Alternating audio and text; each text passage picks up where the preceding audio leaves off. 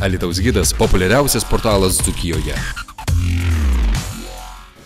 Problema čia mane visi užpūs, duok tam, o draugų daug. Pokerio žaidėjas ir roko muzikantas Richardas Wimmeris, geriau žinomas kaip Svaras, laimėjo prestižinį pokerio turnyrą Jungtinėse valstijose.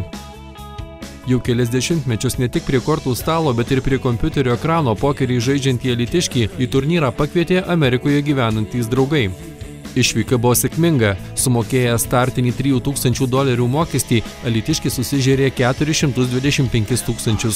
Žmonių susirinko 25 000. Sunkiai sekėsi žaisti, sunkiai, bet kažkaip po biškį, daug kas ten lošti nemoka iš tikrųjų, žinai. Bet keli buvo geri žaidėjai, buvo keli, žinai. Buvo atvykęs ir Helmutas, ir Aidis stebėt. Kaip pavyko laimėti? Be biškio $500 000. Be biškio. 420 gal 5 000. Visa Lietuva!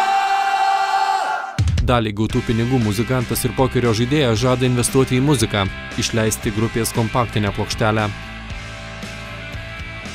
Gal dėl to laimėjau, kad 30 metų galvoju apie albumą.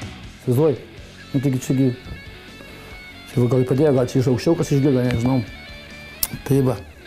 Sau pasilikau 10 štukų ir visi atsikabinkit. Neturiu pinigų. 10 pasilikau ant albumo, visą. Mano bus svajonė.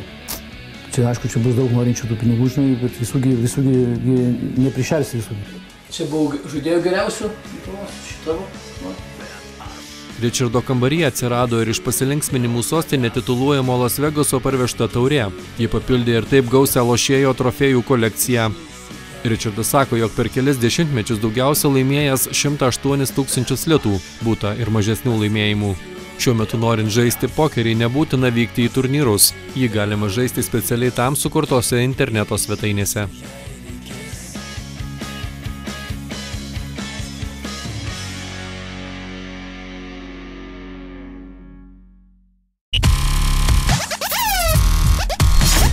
Alytaus gidas populiariausias portalas Dzūkijoje.